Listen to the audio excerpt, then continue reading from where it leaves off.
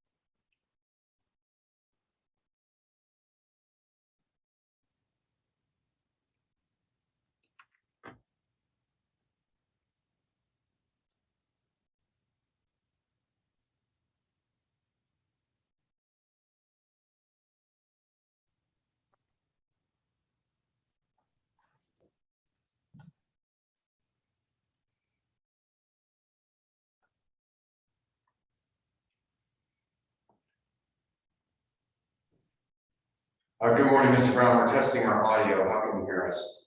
Okay, I can hear you. Okay, thank you, sir.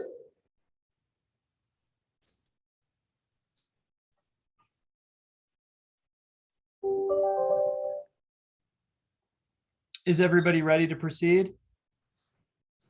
Yes, sir. Okay. Well, good morning. Today is July 8th, 2022. The time is 9 a.m. and this is the zoning violation hearing. Hang on, Mr. Brown. We just lost audio. Can you hear me? Yes, sir. We can now. Huh, okay. Please continue. I apologize. No problem. Yeah, to keep me posted on whether that's a problem. Yes, sir. So just to repeat, because I'm not sure where we lost, today is July 8th, 2022. The time is 9 a.m. And this is the zoning violation hearing on zoning violation citation PZC 22-0007, County of Coconino versus Jerome. And I'm sorry, sir, how do you pronounce your last name? Oh, Hirsch. Hirsch, okay. Hirsch, yes, sir. Thank you. Okay. And this hearing is being held pursuant to Coconino County Zoning Ordinance 5.14. My understanding of the proceedings today are that the respondent has filed a notice of admission, which the next step to that would be moving towards penalty fines. There was some time allowed for abatement, but my understanding is that abatement did not occur. And if that's correct, then Mr. Stent, I'll ask you how you want to proceed at this point. Yes, sir. We have a citation schedule prepared. Would you like me to review the details of the case from the beginning, or just simply go to the violations and the citation and recommendations as they stand now? Well, we'll actually, if we're going to go in that direction, then I'll put you under oath and we'll have testimony. But I just want to check in with you. Has there been any change in the status regarding abatement? Not appreciably, no, sir. The violations remain in place. Okay. Okay, well then, under those circumstances, let's move towards taking testimony. And again, my understanding is that this is basically a hearing to set the penalties for those violations. So I do have the county's exhibits 1 through 9. I'm not in receipt of any exhibits from the respondent, and we can go through those exhibits once we have you under oath. So, Mr. Jorge, can you hear me? I see you kind of cupping your ears. Can you hear me okay? No, I am having a little trouble. Okay. I'm going to speak. I'm going to speak up. I just want to make sure you understand what we're doing here today. So, Okay. as you know, a zoning citation has been issued against you. Yes, And you filed a notice of admission correct. admitting to the truth of that citation. And since the property has not been abated, the citation has not been corrected, the violations have not been corrected, you're subject to a penalty, a financial penalty. And so that's what we're going to be talking about today. Okay, Okay. And you'll have an opportunity to talk to me as well about that before we set a penalty. Okay. okay. Okay. You can hear me a little better now. Yes, I can. Okay. Mr. Stento, please raise your right hand. Do you swear to tell the truth, the whole truth, and nothing but the truth in today's hearing? I do. Okay. Do you wish to make an opening statement, or do you want to move right into your testimony? I'd like to move right into my testimony, sir. Okay, go right ahead. And just keep in mind, there's already been an admission to the violations. I understand, sir. So I'd like to bring the attention of the hearing officer case PCC 22007 at 6820 Lumberjack Boulevard. The parcel number is 30334-027. It's located within Coconino County and zoned as agricultural residential with an approximate lot size of 2.2 acres. The property is owned by Jerome Baresh. Am I saying that correctly? Postman. Coconino County Code Enforcement received a citizen concern on February 4, 2022, alleging 6820 Lumberjack was being used to dump construction materials, junk, and vehicles. An investigation into county records revealed similar cases related to the property in 2004, 2006, and 2012. Please refer to Exhibit 9 for a brief synopsis of previous casework related to this parcel. Our initial site visit by Coconino County Code Enforcement officers revealed the presence of numerous inoperable vehicles, unscreened storage of secondhand materials, as well as screen storage of similar materials, junk, etc., well in excess of permissible limits. See Exhibits 1B, 1C, and 1D for photos of our initial site visit. Based on the acreage of 6820 Lumberjack, no greater than 350 square feet of screen storage is permissible. Based on satellite images, the property is currently screening or partially screening secondhand materials, junk, refuse, tires, other items in excess of 20,000 square feet. Please see Exhibit 1A for that variable imagery, as well as our square footage estimates. A notice of violation was mailed via certified mail, and a copy was served personally by Code Officers Coons and Stento to Mr. Baresh on March 4th, 2022, after our initial investigation.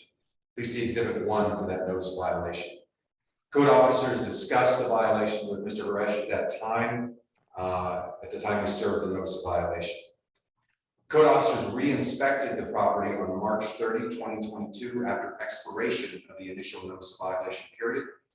Violations were unabated. We saw no substantial change. Numerous inoperable vehicles remained on the property, both in front and the rear. Square footage of screened and unscreened secondhand material storage, refuse, parts, etc., had not been measurably reduced. Please refer to Exhibits 2A, 2B, 2C, and 2D for our imagery at site visit at that time. And again, that was after expiration of the initial notice of violation period. Prior to an issuance of final notice of violation, Coconino County Code Officers Coons and Stento met with City of Flagstaff Code Compliance officers at Mr. Baresh's Shabine property within city limits to discuss a joint cleanup opportunity between the two agencies available to Mr. Baresh. City Code Compliance, not county against City Code Compliance, offered to pay for a 40-yard dumpster for Mr. Baresh to use at both his city property and for his Coconino County property, though the items would have to be transported from his Coconino County to his city property. The city was aware of his county violations and supported that effort and would approve of that dumpster use for it. They did end up getting the dumpster for Mr. Baresh as well. This was available at no cost to Mr. Baresh. Mr. Baresh was also informed at that time a final notice would be issued. A final notice was issued and served for Mr. Baresh via certified mail. That's in Exhibit 2. It was signed by, or signed for by Mr. Baresh. Code officers re-inspected the property. This is Code Officers Coons and Stento on April 28th after expiration of the final notice deadline. No significant changes were noted, despite the dumpster being available and placed by the city at Mr. Baresh's city property. Screened and unscreened storage of secondhand materials, junk, tires, and refuse were not measurably abated, and numerous inoperable vehicles remained on the property. Photographs can be seen in exhibits 3A, 3B, 3C, and 3D. During the April 2022 inspection, code officers also received an estimate from a local abatement agency, Bio One, to determine approximate costs to abate the violations should the county end up having to move forward with abatement. That abatement was based on all but 500 square feet of screening secondhand materials. So we were willing to leave Mr. Haresh 500 square feet of lawfully screened storage in excess, 150 square feet in excess of what he would technically be permitted.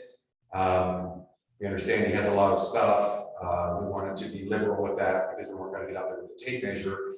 Regardless, that estimate totaled $21,500, not including any estimate of removal of inoperable vehicles. That would be additional and have to be performed by a different agency, again at the county's cost.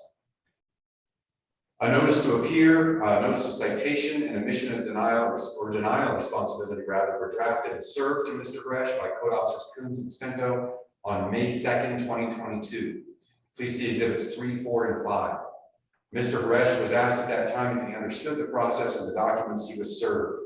He stated he did understand.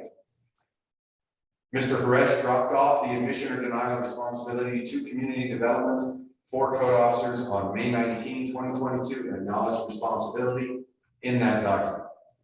Please see exhibits 4 and 6.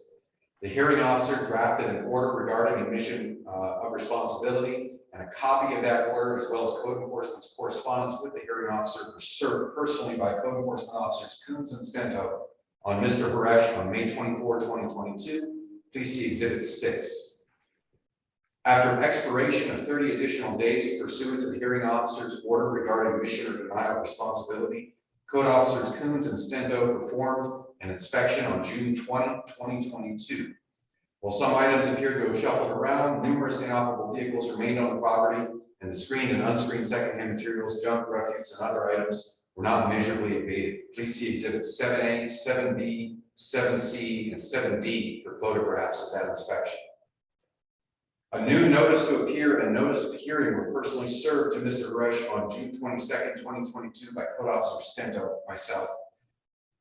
Please see exhibit 7. Another site visit was conducted at that time of the property, 6820 Lumberjack, and 10 inoperable and unregistered vehicles were observed on the property. Square footage of screened and unscreened secondhand materials remains estimated at approximately 20,000 square feet. A final site visit was conducted by Code Officer Stento, myself again, on June 7, 2022, to accurately assess penalties based on abatement cost estimates. Coconino County assesses the violations and associated penalties as follows. Unscreened storage of secondhand materials in violation of Coconino County Zoning Ordinance Section 47C1A Alpha and 47C1B Bravo. Assessed at $750 per day for 17 days beginning June 20, 2022 for a total of $12,750. Unscreened outdoor storage of unlicensed or inoperable vehicles in violation of Coconino County Zoning Ordinance Sections 47C1A and 47C1B. Assessed at $65 per vehicle per day for 17 days for a total of $11,050. Penalties requested total $23,800. That is the end of my testimony, sir. Okay, thank you, Mr. Stento. Just a couple of questions. And I'm referring to Exhibit 2, the final notice of violation. Yes, sir. And your testimony about the time that the county and city were talking to the respondent together. Yes, sir.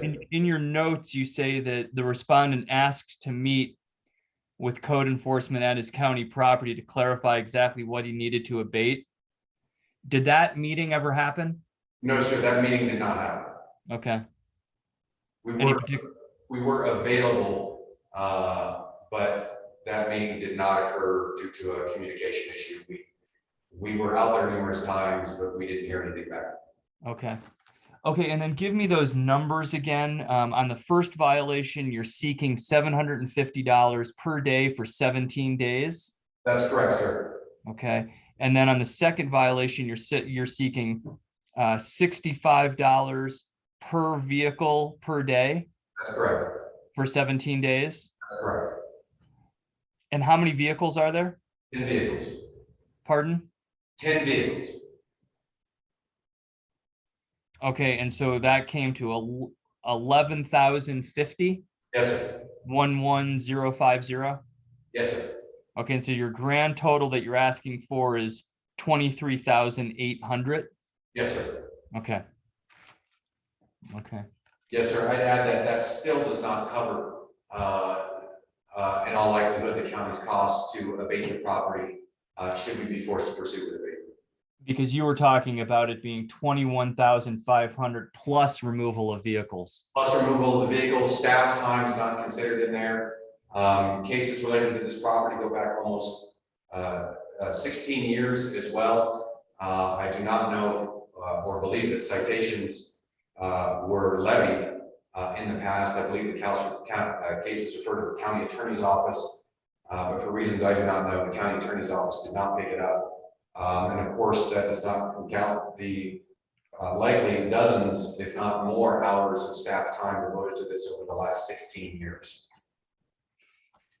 Mr. Harsty, do you have any questions about Mr. Stento's testimony? No, no. Well, there is one. I don't know when you're assessing of the penalty on the vehicles, but they have been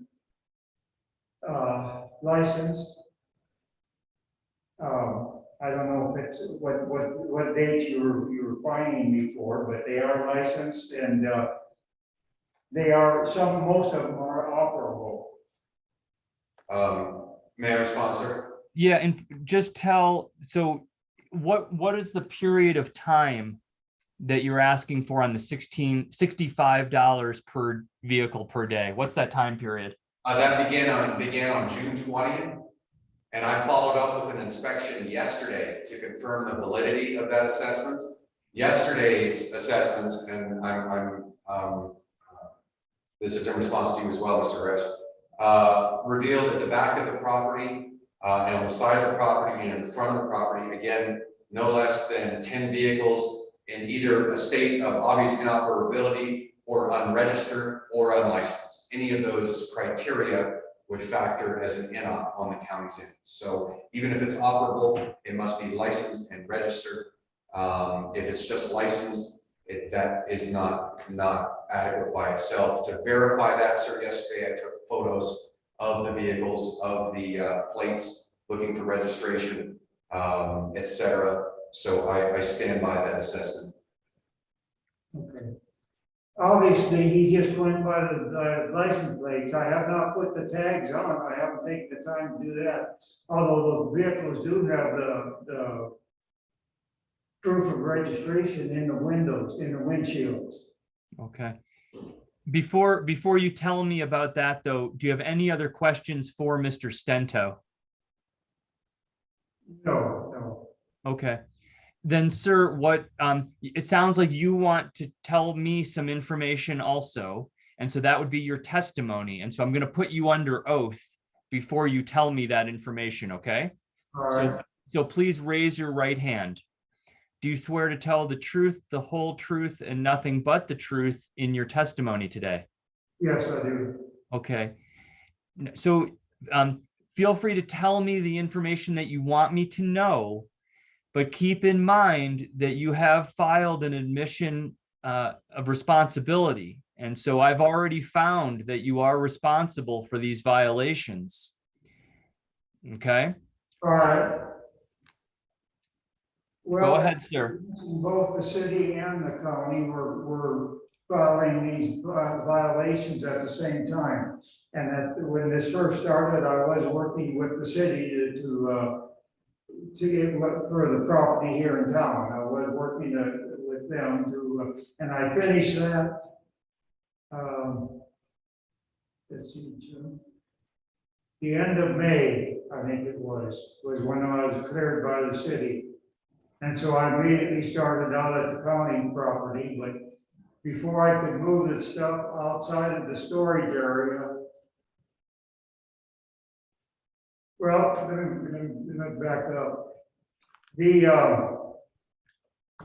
The major complaints were that there was on-screen material and vehicles out there. I was working to clear spaces inside the screened area where I could place some of these items.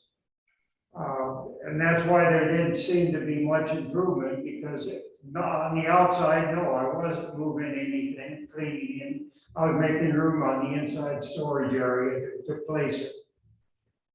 So I was out there working on it. Actually, I've been out there every day that I've been available to do it. But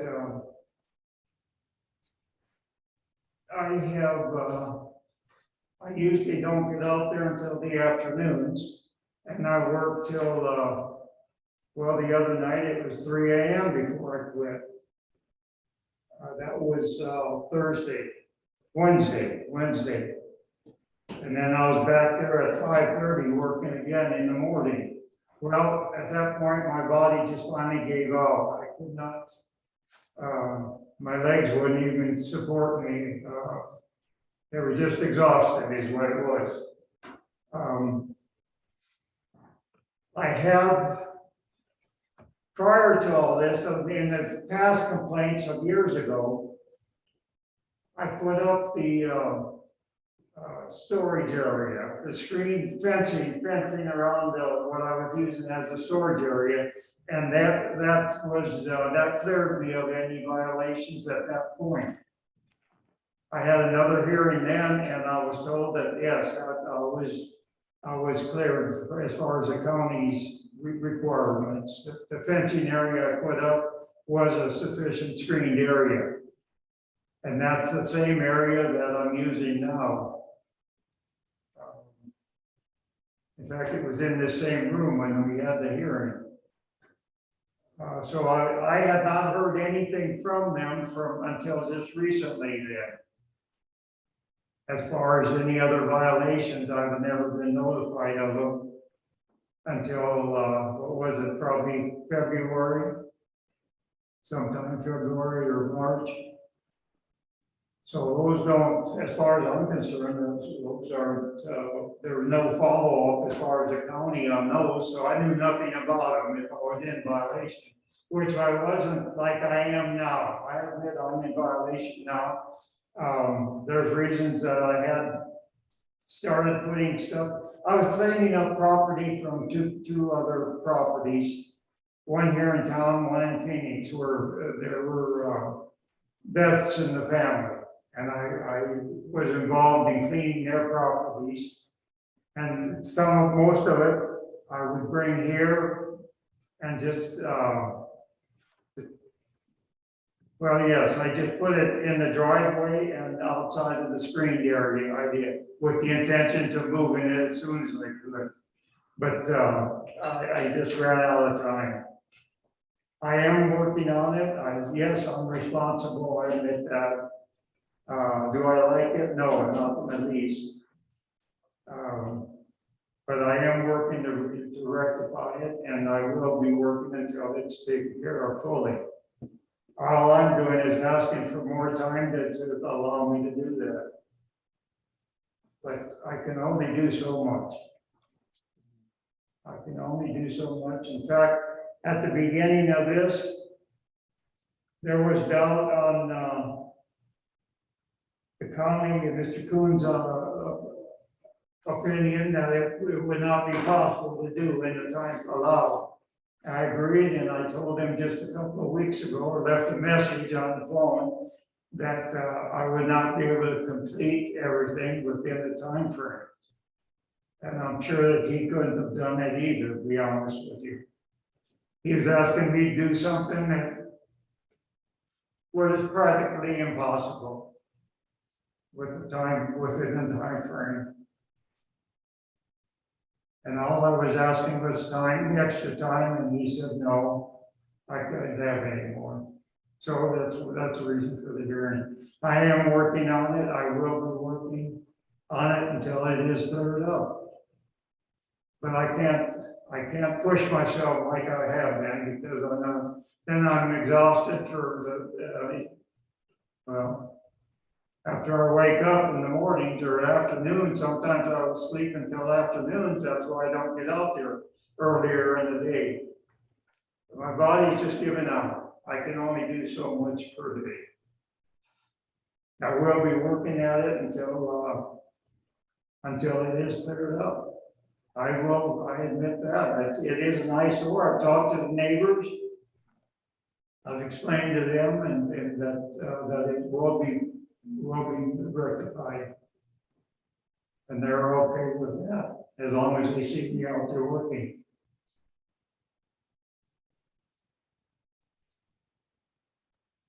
But once again, the vehicles have been registered. Some of them are not operable, which I'm waiting for the salvage yard to come out and see which ones they can take. But they haven't shown up yet. There's 3 of them I do want to get rid of. The others are operable and licensed. They're all licensed right now.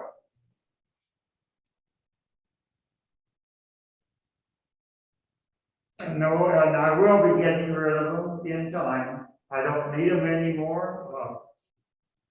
Some of them I bought, well, one car is a Lincoln town car. I bought it for my folks.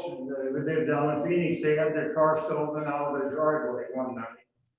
And my dad liked the bigger car, so I came across this one, bought it, and by the time, before I could take it down to them, they had purchased another one. So I did use the car for a month or so, and then I just parked it. Which I don't need. I don't need all of the vehicles I have there, I agree. And I do want to get rid of them, and I'm making room to park them inside the storage area too. I won't have any extra cars on the outside in the driveway. Maybe one vehicle there that I'm using just part-time. And 2 vehicles in the driveway, and that's what's in their driveway now, is two vehicles. But I will be moving those off the property permanently as soon as I can.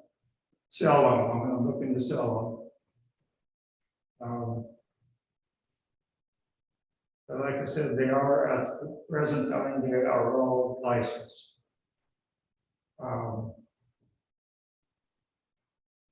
My only defense is I just ran out of time. No, he hasn't seen much improvement, but he obviously hasn't seen what I've been doing in the area that is screened. Making room in there. Like I said, years ago, I was told that the screened area was all I needed to do, that it was fine. And that was at a hearing in this same room.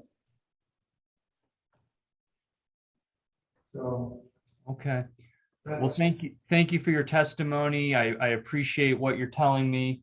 And it sounds like you understand what you need to do to prevent further violations in the future. And the area that they're talking about that you've been cited for is that unscreened area.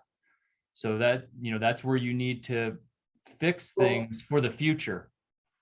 Okay, but prior to, some of those earlier violations were just in the yard, but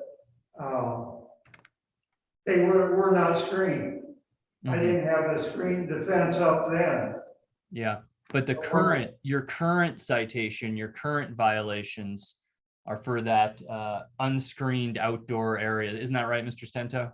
If I can interject, sir, I do have some comments on that. So no, that is certainly part of it, but again, pursuant to the county zoning ordinance, screen storage is limited. So to address some of Mr. Paresh's comments, foremost. Hold on 1 second, Mr. Stento. Hold on. Before you do that, though, is the current citation specifically for the outdoor, the unscreened areas? It is for the screened and unscreened areas. Screened storage is limited pursuant to the reference county zoning ordinance that you'll find in the notice of violation. So screened storage is limited based on square footage of the property. And what may have happened in the past is there may have been some difficulty understanding that on the respondent's end. From what we see from previous cases, the issue was not resolved and was again referred to the county attorney's office, which can be referenced in Exhibit 9.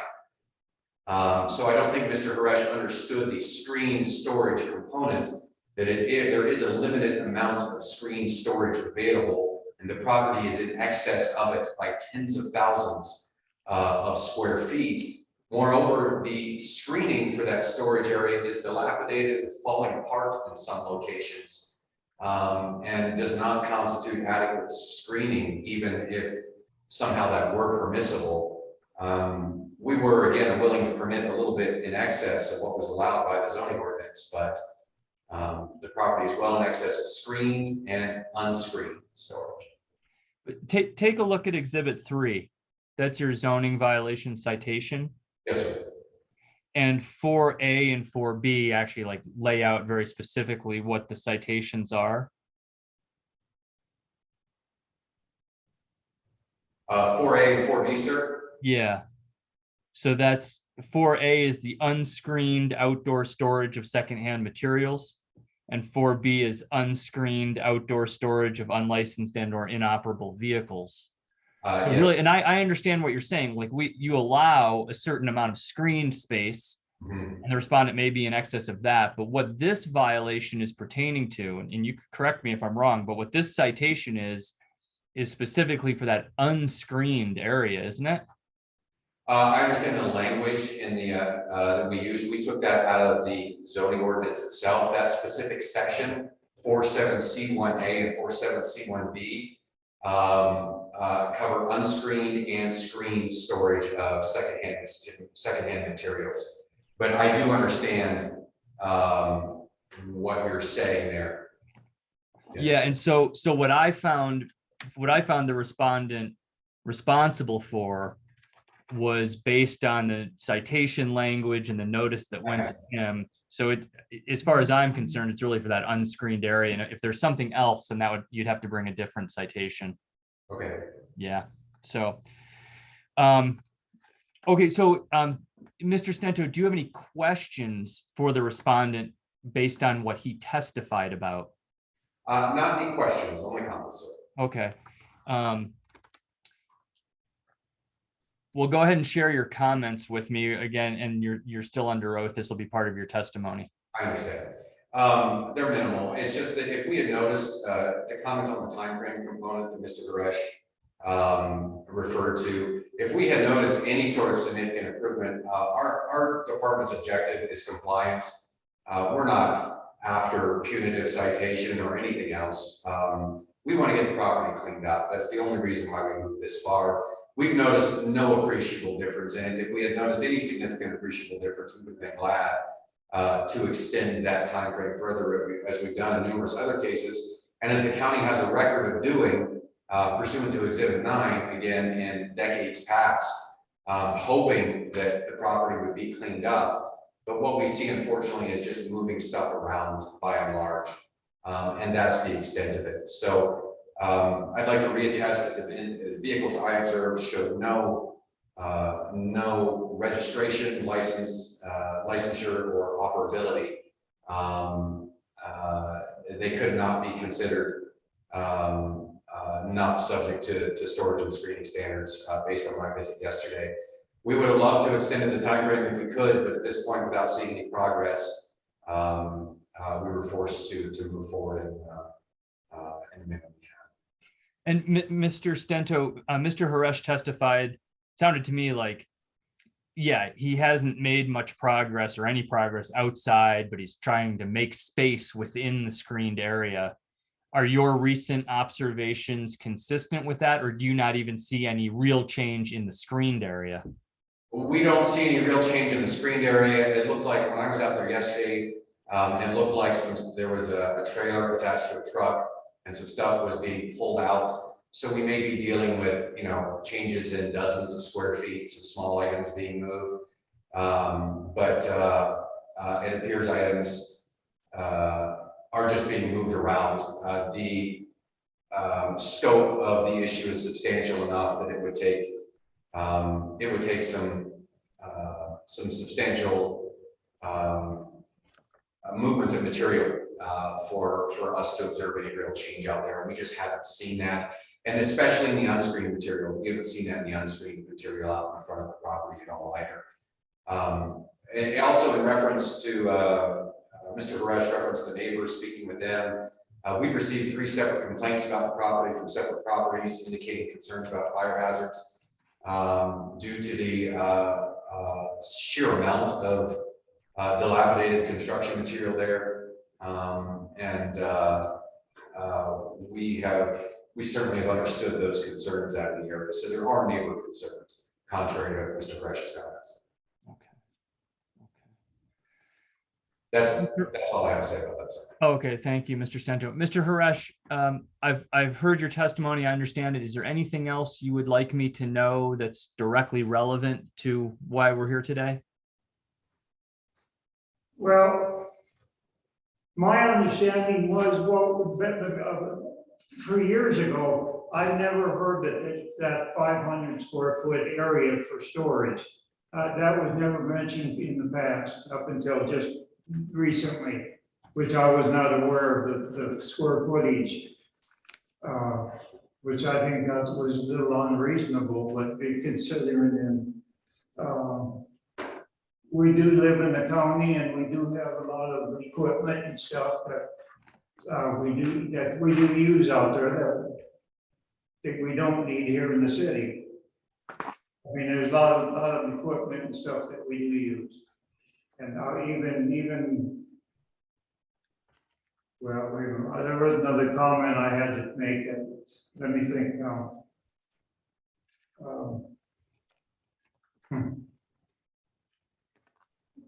Oh, yes. What prompted all this was the complaint from the neighbors about on-screen material. Well, all right.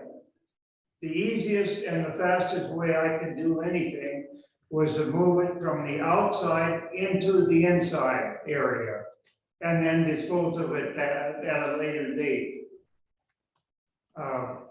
It's just, I can't see loading stuff up on the trailer, taking the time to take it to either in the city or to the dump and then going back. That it would involve extra hours of work where I could have been there moving stuff. But the main thing I want to do is move the on-screen area stuff to the inside. And then from that point, that will appease the neighbors totally, as far as I know. And even the vehicles I would have inside there that I haven't been sold. So that was what I was working on mainly, just to get everything inside the screened area, as I mentioned to you, and you said that wasn't acceptable, but I didn't find it acceptable to me to be hauling stuff out all the time when I could make better time of the property, just staying right there and working on it. So I think that if I had more time, I would definitely get everything enclosed, and then I will dispose of it at that point. Yeah. Okay. Well, you're trying to go through it and see what is to be thrown out and what isn't. Because most of the stuff was there for a specific reason, for building projects and stuff. Well, Mr. Haresh, it sounds like you're going to need to do that in order to avoid further trouble in the future. So right. No, I'm not hauling any more out there. I don't need any more out there. I don't want any more out there. Yeah. I want to get rid of it. Yes. Mr. Stento, in that satellite image, your exhibit 1A, what portion of that is fenced? Is the screened area? A substantial portion of that is in fact fenced. The rearmost, looking at it, I'll try and verbally describe it. Rear of the primary dwelling and just to the south of the primary dwelling and up is north on that map image, is mostly screened. Some of that screening is falling down, wouldn't qualify as much. But a substantial portion of it is screened. Anything in front of the house and on the side of the house to the north end is unscreened. I see. Okay. Okay. Okay, well, I'm gonna take those exhibits into evidence. I'll admit them into evidence, and I'm not gonna make a decision right now, but I will issue a written order that will go to both of you with a final decision, okay? Yes, sir. And you should have that hopefully middle of next week or so. I'm his wife. Could I add just a couple things or not? Well, you're not a witness, so why don't you tell Mr. Haresh what you want him to say? But I'm going to close this hearing in the next few minutes. I think I've heard everything I need to hear. What?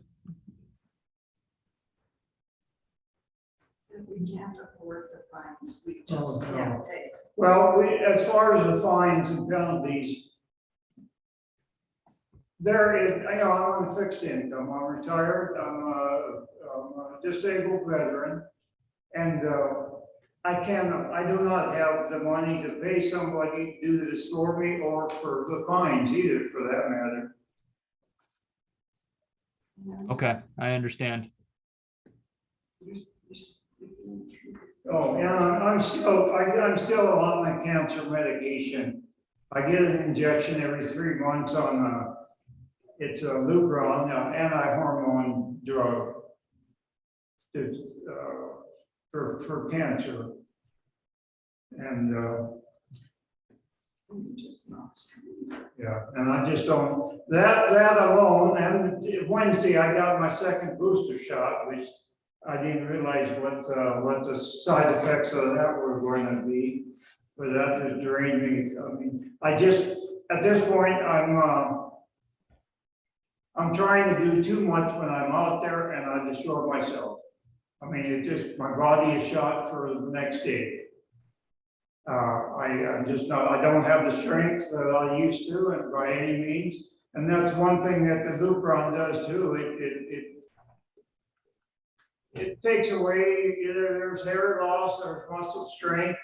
There's several different side effects from it, but I'm choosing to go along with that just to prolong the chance of the cancer not returning. It will come back. I know that, and I've been told that. So I'm trying to get out of there, trying to pay what debts we have off, so that when I do die, when it does come back, it'll claim me. There's no question. And I'm trying to get our debts taken care of and where they are paid off. So, like I said, as far as the penalties, I really can't afford any fines. I'm willing to work, and I'll be out there every day until it is rectified. Okay. Well, Mr. Haresh, I do understand the difficulties and I'm sure the frustrations. I do understand that, and hopefully you're well in the future and can address these issues in the future. Okay. All right. Okay, so with that, I'm going to close the hearing, and I will be issuing a written order soon, and we can now go off the record. Thank you very much for your time this morning. I appreciate your testimony. Thank you. Thank you, Mr. Brown.